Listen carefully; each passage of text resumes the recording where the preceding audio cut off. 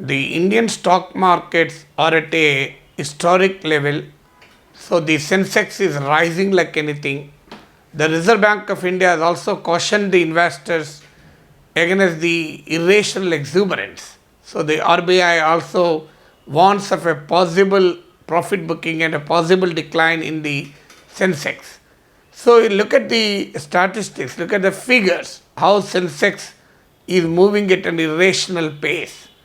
The Sensex in the last 1 year, Sensex represents the average value of the 30 stocks listed with the Bombay Stock Exchange.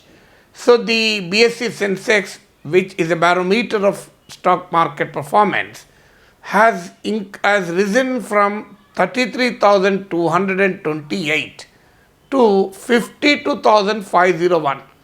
At the time when I am recording this video, the Sensex is at 52,501. So look at the increase, 33,228 to 52,501. So it is around a 59% increase in just a period of 1 year, which is certainly unprecedented. Not just unprecedented, it is a cause of concern because the stock market is too hot to collapse. So that is the warning, or that is the concern that is being expressed. I'll give you much more comparison also. On March 23rd, when the nationwide lockdown was imposed in March 23rd, 2020, the stock market, the BSE Sensex was at 27,600. So if we compare it with 27,600, the present Sensex value is at 52,501. It is over 91% increase. So unbelievable increase. So unbelievable increase in terms of the percentage growth, number one. Number two, unbelievable increase even if you compare with the Indian's real economy performance. So obviously one would expect that the stock market may not exactly reflect the state of Indian economy, but at least reflects to some extent the economic reality. What is the economic reality today?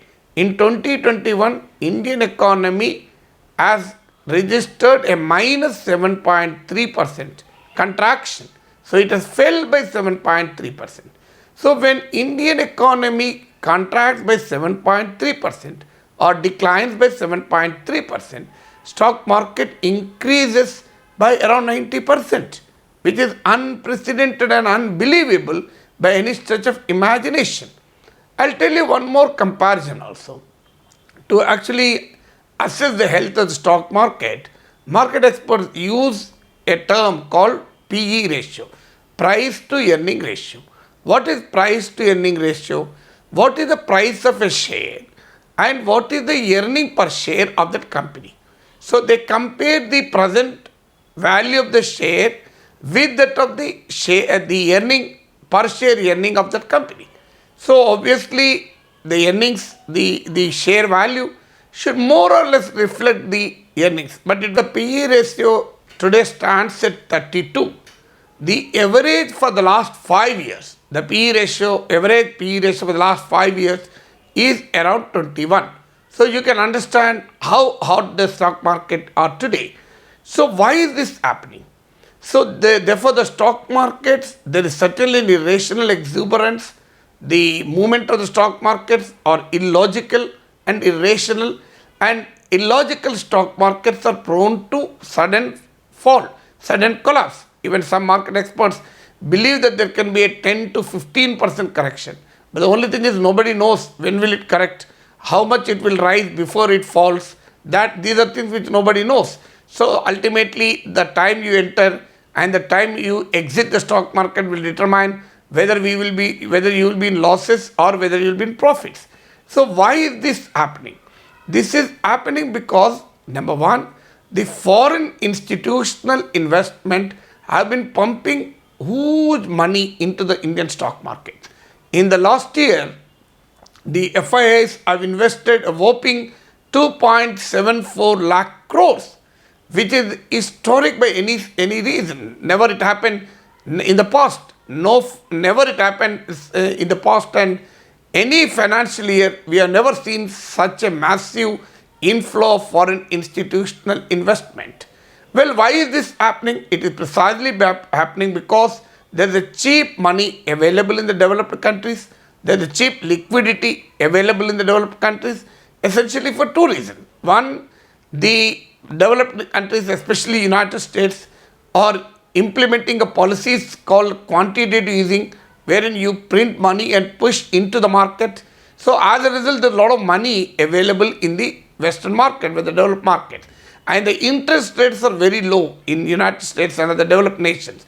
Even the dollar value is also not so great. So the dollar value is sliding. So the dollar is losing its sheen. So a combination of these three factors led to the massive inflow of foreign institutional investment into India. That's the reason one. Then the reason two is not just the FIIs, even the retail investors who normally shy away from the stock market, especially when the stock market are so volatile. So stock markets are known for their volatility, but retail investors have also been investing in a very big way into the Indian stock market, especially through the mutual funds. So 4 lakh crores have come from mutual funds into the Indian stock market. Why is so much money is coming, especially when the economy is very bad? Well, economy is very bad for majority population, but still there is a small section of Indians who have huge investable surplus, but they do not have better options to invest. So real estate is not in good form. Nobody knows how will the pandemic will pan out. So you can't really identify the good properties and buy. Gold prices have shot up to a record level. So it is quite risky to invest in gold.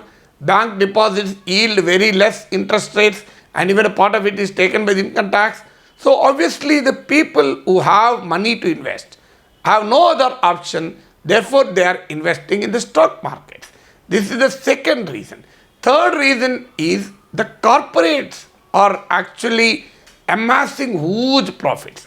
At a time when India's GDP declined by 7.3%, the corporate profits in the 2021 zoomed by 57%. This is precisely because corporate income tax has been slashed from 32% to 22%. More than 1.45 lakh crores of tax incentives were given to the India's corporate sector. So the listed companies' profits have risen by 57% due to low cost of raw material, due to lower cost of production, due to wage cuts and job cuts. So when corporate profits are zooming, so obviously stock market reflects the corporate India, but not the common man India. So obviously that is the third reason why the stock markets are at such a accelerated pace. Then the fourth factor is, well, Indian economy is slowly recovering. There's optimism in the economy. GDP in the latest quarter, in the first quarter of this calendar year, that is the last quarter of the last fiscal, January-March 2021, it recovered by 1.46%, at least the positive recovery. So the second wave economic impact is not as crippling as it was in the first wave. So vaccination is taking place at a rapid pace in the recent past, and it will increase in July, August. So therefore, the average investor today believes that the Indian economy, the worst is gone. So therefore, they still have an hope in the recovery of the economy, and therefore they started investing in the economy.